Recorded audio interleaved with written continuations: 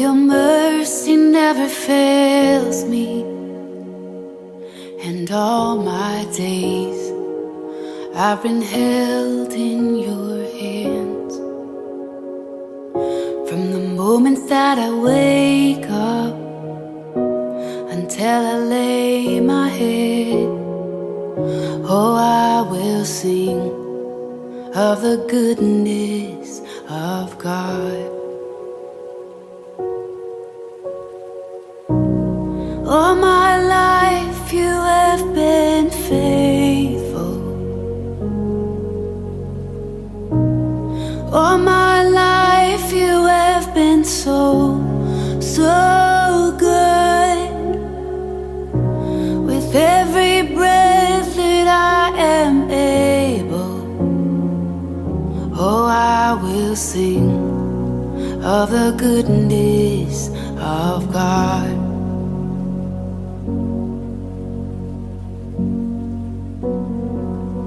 I love your voice. You have led me through the fire in my darkest night. You were close like no other. I've known you as a father. I've known you as a friend. Oh, I have lived in the goodness of God.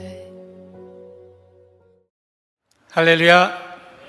네, 먼저 귀한 제단으로 인도해 주신 우리 하나님께 찬양과 영광과 감사를 올려드립니다.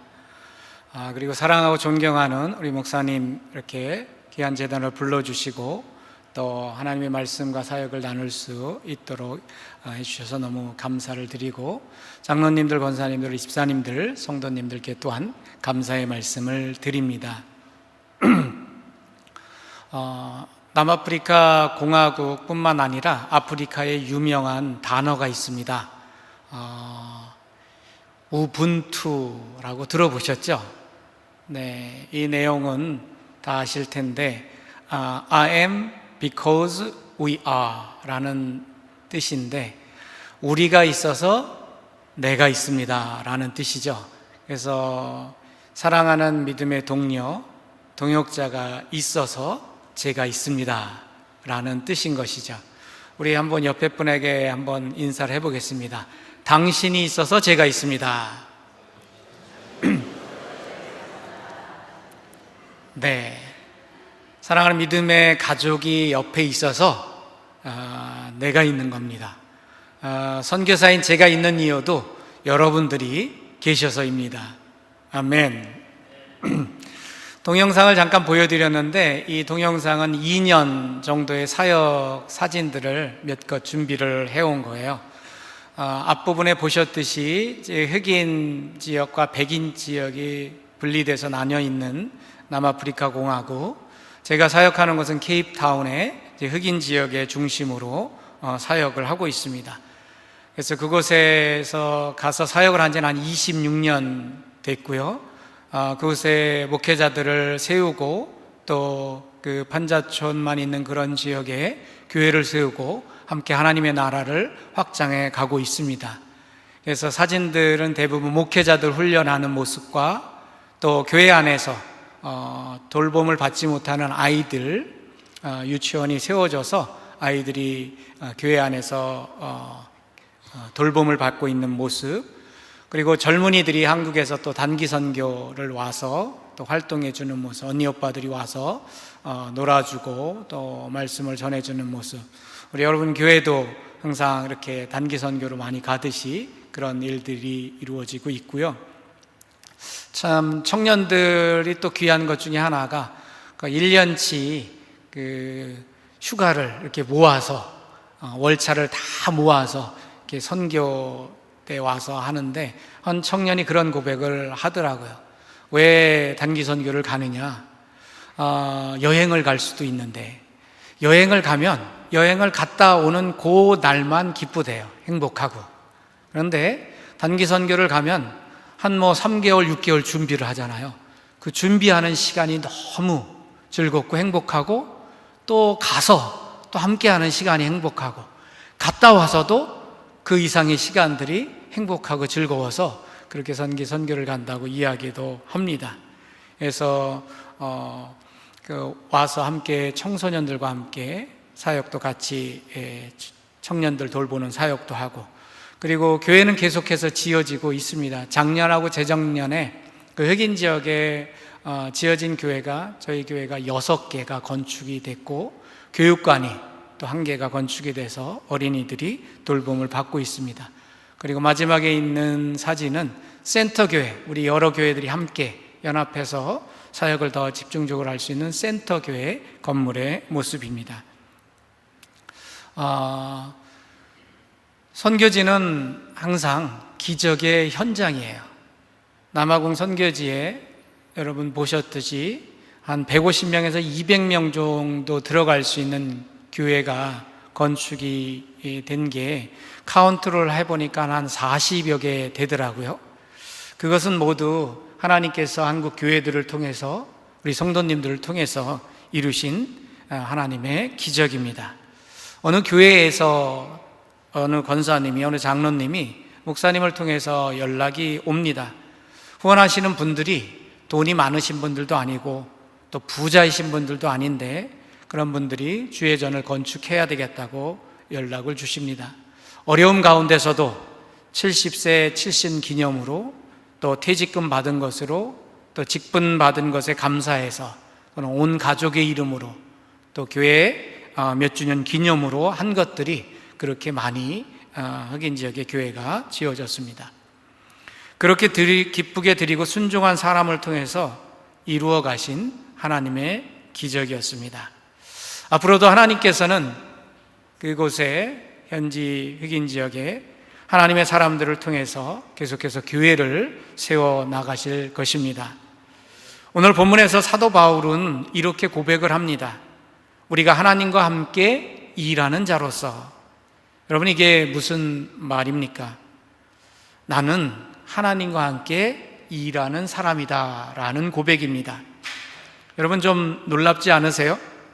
전능하신 하나님께서 일을 하시는데 그 일에 내가 함께 참여한다는 것입니다. 오늘 본문은 바울이 썼어요. 바울은 어떤 사람입니까? 원래 예수 믿는 사람을 잡으러 다니던 사람이었습니다. 그런데 어느 날 다메섹으로 예수쟁이들을 잡으러 가는 사울의 길을 예수님께서 막으십니다. 그는 거기서 꼬꾸라지죠. 그 앞에 나타나신 예수님이 얼마나 강렬했는지 그의 눈이 멀어버립니다. 그런데 이상해요. 앞으로 복음을 위해서 크게 쓰시려고 하신다면 그 자리에서 성령의 강력한 능력을 부어주셔서 당장이라도 큰 능력을 행할 수 있도록 해 주셔야 할 것 같은데, 하나님은 그로 하여금 먼저 두 눈을 멀게 하십니다. 오히려 아무것도 알 수 없는 그런 상황으로 몰아가십니다. 왜 그럴까요?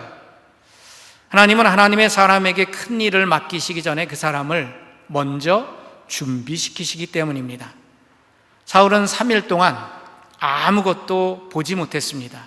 그 시간 동안 그가 무엇을 했을까요? 성경 사도행전 9장에 보면 하나님이 아나니아에게 눈먼 사울에게 가보라고 하시면서 이렇게 말씀하십니다. 그가 지금 기도 중이다. 그 3일 동안 그가 무엇을 했습니까? 기도했습니다. 사실 그가 할 수 있는 것은 기도밖에 없었을 것입니다. 자신이 예수님을 핍박했던 죄를 철저히 회개했을 것입니다. 그리고 잘났다고 생각하면서 어깨에 뽕이 빵빵하게 들어가 있던 그 교만하던 자신이 얼마나 하찮고 아무것도 아닌 존재인지 절절히 느꼈을 것입니다. 그래서 그는 앞으로는 자신이 아닌 하나님만을 의지하기로 마음먹었을 것입니다. 앞으로 예수님을 위해서 무엇을 어떻게 하며 인생을 살아야 할지 생각했을 것이고, 하나님의 명령에 자신의 전생 인생을 들여 순종해야 되겠다고 다짐했을 것입니다. 그리고 훗날 그는 이렇게 고백을 합니다. 나는 하나님과 함께 일하는 사람이다. 여러분 기억하십시오. 하나님과 함께 일하는 사람은 하나님이 반드시 먼저 준비시키십니다.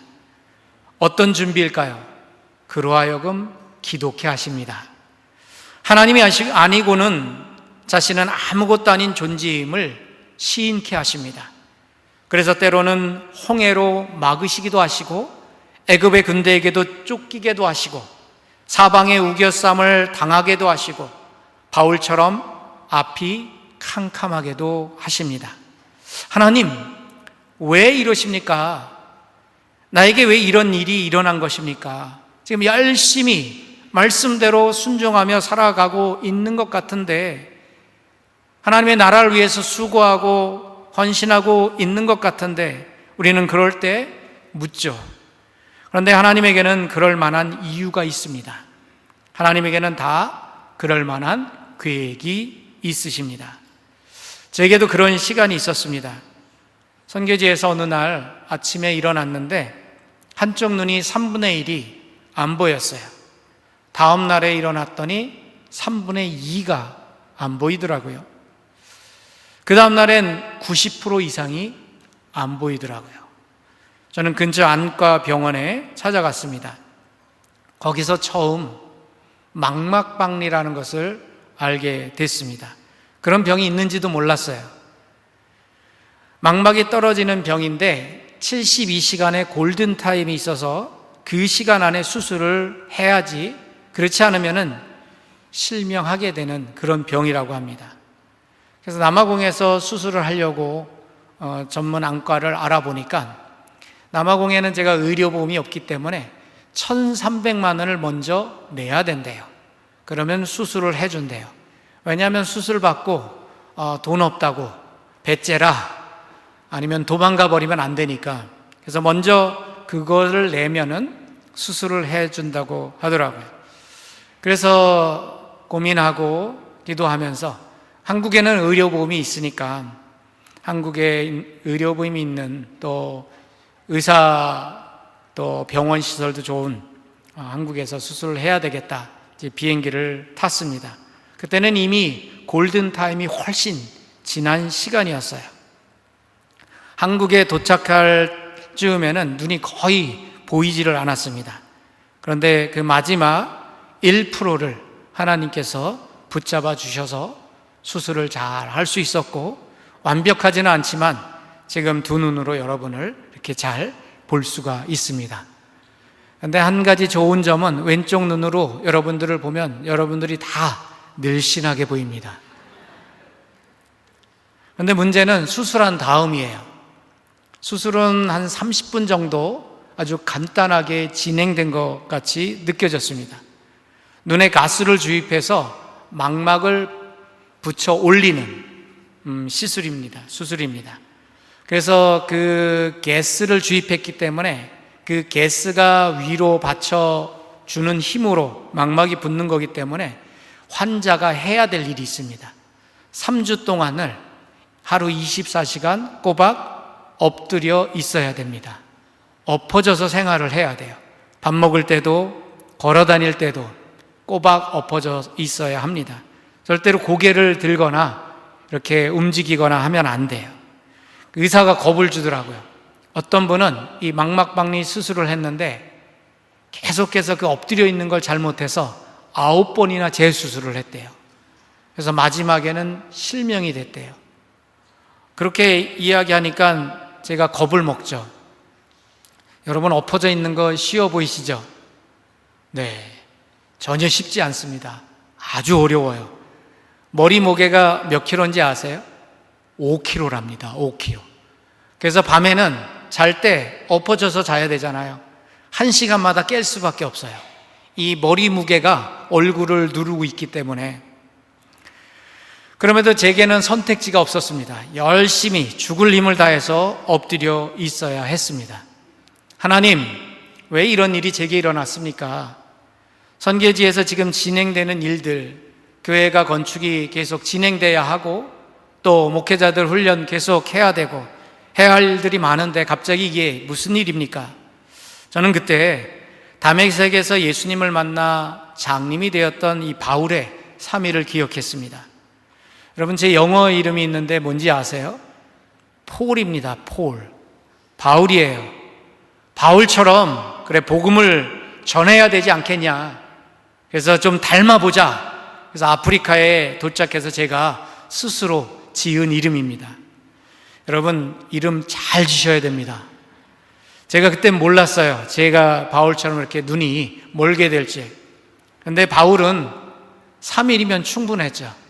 근데 저는 한참 못 미치는 사람이잖아요. 그래서 3주 동안 엎어져 있어야 됐습니다. 눈을 고치기 위해서 엎어져 있어야 하는 그 시간, 여러분, 제가 뭐를 했을까요? 3일 동안 기도밖에 할 수 없었던 바울처럼 3주간 목사요 선교사인 저는 기도밖에 할 게 없었습니다. 그때 제게는 센터 교회의 건축이라는 커다란 일이 앞에 있었습니다. 사진의 마지막 부분에 나왔던 그 교회인데요, 한 2,000명 정도 수용할 수 있는 센터 교회, 은혜가족교회 건축이 진행되어야 하는 상황이었습니다. 근데 여러 사전 준비가 계속 지연되고 있었고, 무엇보다도 이 건축비를 마련하는 것이 저에게 큰 기도 제목이었습니다. 그래서 머릿속에는 숫자들이 막 왔다 갔다 하였고, 어떻게 할 수 있을까? 나는 머리가 복잡한 그런 상황이었습니다.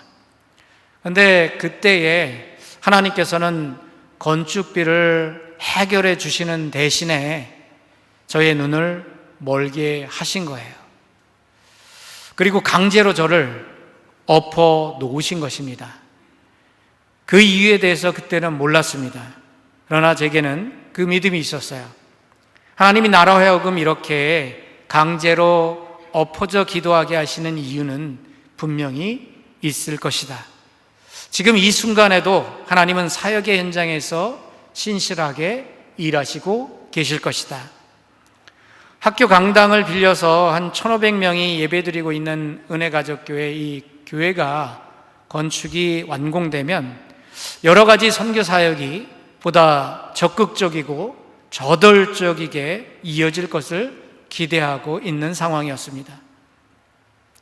40여 개 정도 건축된 교회들의 목회자들을 지도하고 또 훈련하고 또 온 교회들이 함께 모여서 집회도 같이 하고 목회자들을 그 안에서 양성하고 교회 리더십을 키워내는 비전을 가지고 있는 상황이었습니다. 그 역할을 감당할 교회로서 이 은혜가족교회가 너무 제 사역에서는 중요한 것이었습니다. 그런데 2,000여 명이 함께 예배드릴 수 있는 교회 건축, 이거는 너무나 큰 후원이 필요한 일이었습니다. 그럼에도 선교사는 은혜가족교회에서 설교할 때마다 비전을 심어주고 하나님께서 함께 하시면 우리는 못할 것이 없습니다 라고 소망을 선포했습니다. 한 1,500명 정도 모여서 학교 강당 빌려서 예배드리고 있는 성도들이지만 그 안에 직업을 가지고 있는 성도들은 한 20%채 되지 못하는 흑인 교회예요. 그런 교회에서 한 2,000명 정도 들어갈 수 있는 교회를 건축한다, 꿈꾸기도 어려운 너무나 큰 일이었습니다. 그런데 선교사가 열심히 선포하고 또 비전을 심어주고 독려를 하는 그것을 듣고 성도들이 움직이기 시작했습니다. 그들이 3년 넘게 코로나 전부터 모으기 시작했어요. 헌금을 하기 시작했습니다. 그래서 교회 건축으로 모여진 금액이 생겼습니다. 아까 첫 장면에서 봤던 그곳, 짧아서 글씨가 작아서 보이는지 모르는데 남아프리카 공화국은 여러 도시들이 있는데 이번에 2026년도에 가장 위험한 도시들을 뽑았는데 10위 안에 든 5개의 도시가 남아프리카 공화국에 있어요. 그리고 제가 사역하고 있는 그 케이프타운 지역은 그래도 좀 순위가 밀려서 15위인가 6위에 머물러 있습니다. 그래서 남아공에는 하루에 죽는 인원이 여러 가지 사망 원인이 있지만 살인으로만 죽는 인원이 한 50명 정도 돼요. 하루에 매일. 근데 그 안에 그 지역에서 우리 성도들이 살아가면서 그 판자촌에서 살면서 또 도시로 직장을 다니는 성도들이 있는데, 그들이 그곳에서 신앙생활을 하면서 교회 건축을 위해서 모았는데, 여러분 놀라지 마세요. 1억 가까이 모았습니다. 이 흑인 지역에서는 처음 듣는 일이에요. 들어보지도 못한 일이 그 안에서 일어난 거예요. 그래서 적당한 땅을 알아보니까 한 2억 정도 되는 땅이 나왔어요. 그래서 성도들이 모아놓은 게 1억 가까이 되고, 이제 얼마가 몇 프로가 해결이 됐어요? 50%. 그래서 50%가 나왔습니다. 그래서 저희들이 살고 있는 사택이 겸이면서 센터로 사용하는 건물이 있는데, 은행에 가서 물어봤어요. 그랬더니 그 담보로 1억을 준대요. 할렐루야. 그러면 50% 2억이 해결이 됐잖아요. 그래서 땅을 샀습니다. 아까 사진에 삥 둘러 손을 잡고 기도하신 그 땅이 그 땅이에요. 그래서 2억을 주고 그 땅을 마련했습니다. 그 이후로 계속해서 그 융자는 우리 성도들이 헌금을 해서 갚아가고 있습니다. 그런데 그 다음이 문제예요. 선교사는 아주 담대하게 앞으로의 비전과 미래를 바라보고 케이프타운의 센터 교회가 되어서 지역 교회들의 모델이 돼야 되고, 그런 교회가 우리가 돼야 된다 하고 선포를 했지만, 어떻게 성전을 지어야 하느냐, 예배당을 어떻게 지어야 할 것이라는 그 질문에는 딱히 답이 없었습니다. 제 머릿속은 매우 복잡했어요. 어떻게 해야 되느냐. 설계를 드리는데 아무리 건축비를 줄여도 한국 돈 6억은 있어야 할 것 같았습니다. 그때 제게 갑자기 찾아온 게 이 망막박리입니다. 눈이 보이지 않게 되었고, 한국에 급하게 들어와서 수술을 하게 되었고, 3주간 엎어져서 다만 기도밖에 할 수 없는 그런 상황이 됐습니다. 기도하면서 저는 저의 약함으로 한없이 낮아질 수밖에 없었습니다. 내가 할 수 있는 일은 아무것도 없다는 것을 다시 한번 절절히 고백할 수밖에 없었습니다. 다만 하나님께서 일하시기를 간절히 기도할 수밖에 없었습니다. 그런데 제가 정말 아무것도 할 수 없을 그때, 그저 가만히 있을 수밖에 없을 그때에 하나님은 여전히 일하고 계셨습니다. 그분의 성실하심과 열심을 후에 확실히 보게 하셨습니다. 치료를 위해서 또 회복을 위해서 제가 한 3개월 정도 머물렀는데, 파성교회에서 총 3억을 해주시겠다고 말씀해 주셨어요. 자, 얼마 예상했죠? 6억. 몇 프로가 해결이 됐어요? 50%. 반이 해결이 됐습니다. 그런데 3억이 채워졌지만 아직 3억이 더 남아있는 상황이었죠. 더 필요한 상황이었습니다. 그래, 일단 남아공으로 돌아가서 우선 기초 놓고 벽, 그리고 지붕, 창고식으로 짓고 예배만 드릴 수 있으면 되지 않나. 함께 모여서 함께 예배할 수 있는 그 공간만 만들어지면 되지. 그리고 나중에 3억이 더 채워지면 그때 중 2층도 올리고, 그리고 여러 가지 부수적인 일들을 공사를 진행하면 되겠다. 그렇게 마음 먹고 남아공으로 돌아가게 됐습니다. 그런데 하나님은 이미 더 큰 일을 남아공에서 행하고 계셨음을 그때는 몰랐습니다. 저희가 남아공에서 사역을 하면서 저희 사역을 도와주시는 한인 집사님 4분이 계십니다. 저희 사역지에 많은 도움을 주시고 계신데, 현지 아까 본 그 작은 교회 사진들에서 나온 그런 교회들을 4개를 지어주신 4분이세요. 그러시면서 평생 본인들이 살아 계시는 동안은 선교사님 사역지에 계속해서 교회를 지어드리겠습니다. 돈이 모이는 대로. 그렇게 이야기를 해준 집사님인데, 제가 남아공에서 치료를 받고 돌아갔는데 만나자고 하시더라고요. 그러면서 진행 사항을 물어보셔서 반은 준비됐고 반은 더 필요한 상황인데 기도하고 있습니다. 그랬더니 집사님 네 분이 이야기를 하시는 거예요.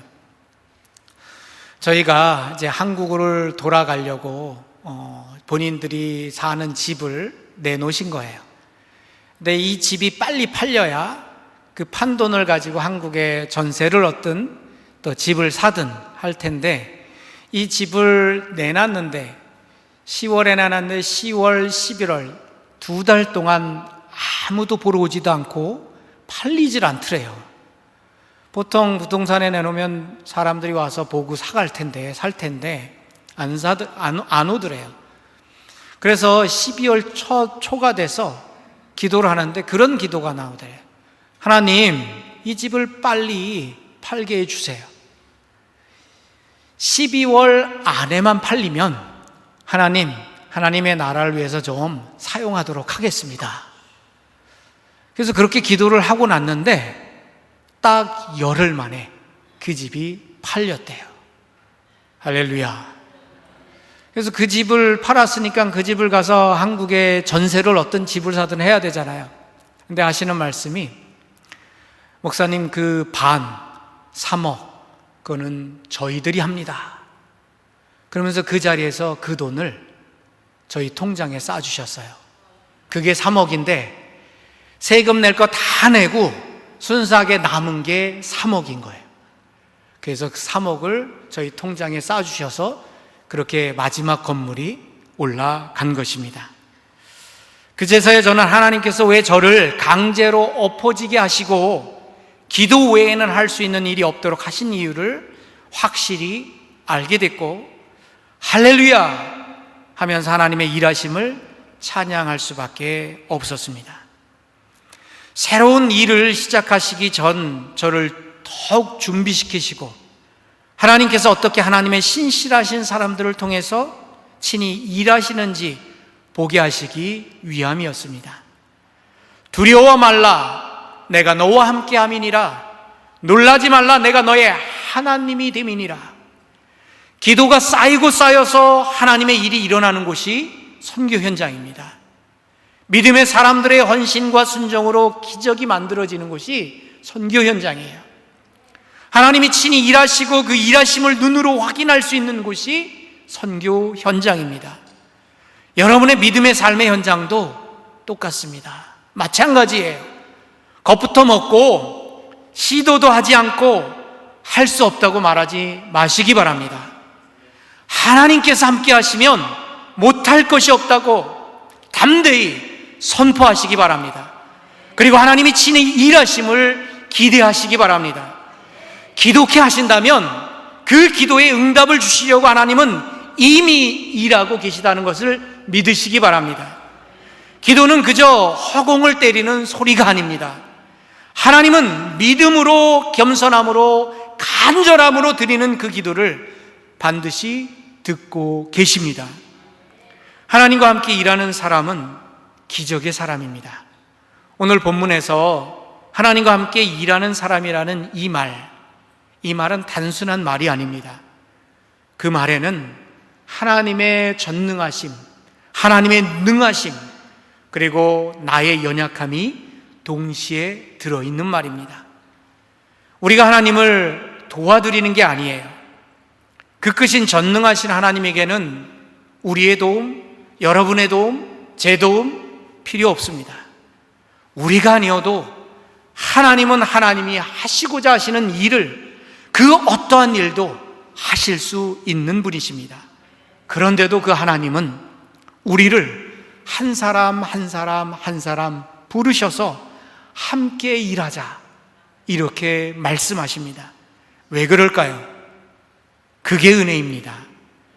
사도 바울은 이 사실을 누구보다도 잘 알았어요. 그래서 그는 우리가 하나님과 함께 일하는 자로서라고 말한 뒤에 곧바로 이렇게 이야기합니다. 내가 권하노니 하나님의 은혜를 헛되이 받지 말라. 여러분, 이게 핵심이에요. 하나님과 함께 일하는 사람은 능력이 많은 사람이 아닙니다. 나를 구원해 주시고 자격 없는 나를 사랑하신 그 은혜를 헛되이 하지 않는 그런 사람입니다.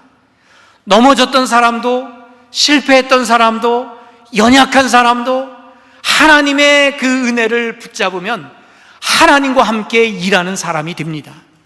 바울이 그랬어요. 교회를 핍박하던 사람이, 예수 믿는 자를 잡으러 다니는 사람이 교회를 세우는 사람이 됐습니다. 왜 그렇습니까?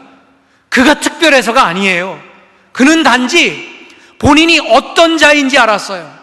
죄인의 괴수였던 자신과 같은 사람을 하나님께서 불러주셔서 함께 일하자고 하신 그 은혜를 헛되이 하지 않았을 뿐입니다. 하나님과 함께 일하는 사람은 자기 힘으로 무엇을 이루는 사람이 아니라 하나님의 은혜에 감격하고 감사해서 매 순간 성령님의 이끄심을 따라 순종하는 그런 사람입니다. 그래서 하나님은 때로 우리를 멈추게도 하시고 기다리게도 하시고 아무것도 할 수 없는 그런 상황으로 우리를 밀어넣으면서 그런 과정을 통해서 우리를 함께 일하는 사람으로 세워가십니다. 사랑하는 성도 여러분, 하나님은 지금도 이 기적의 사람을 찾고 계십니다. 그 사람이 누구입니까? 그 사람이 바로 우리입니다. 그 사람이 바로 여러분입니다. 신실하신 하나님은 그분의 일을 성실하게 하고 계십니다. 여러분, 그것을 믿으면서 이 바울의 고백이 오늘 여러분의 고백이 되시기를 주님의 이름으로 소망합니다. 나는 하나님과 함께 일하는 사람이다. 여러분 한번 스스로 해보겠습니다. 나는 하나님과 함께 일하는 사람이다. 나는 하나님과 함께 일하는 사람이다. 아멘. 우리 옆에 분 한번 격려하겠습니다. 당신은 하나님과 함께 일하는 사람입니다.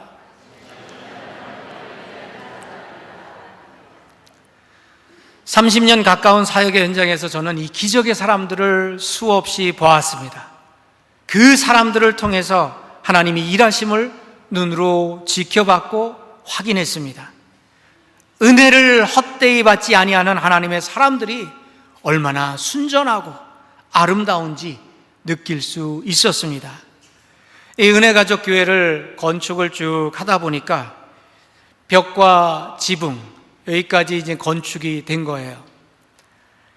그것까지 하는데 6억이 들었습니다. 앞으로 해야 할 일이 너무 많아요.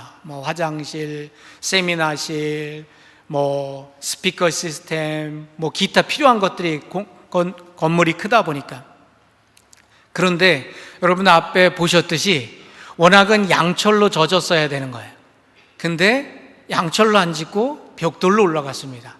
우리 현지 목회자하고 기도하면서 건축을 진행하다가 아무래도 벽돌로 지면 좋겠는 거예요.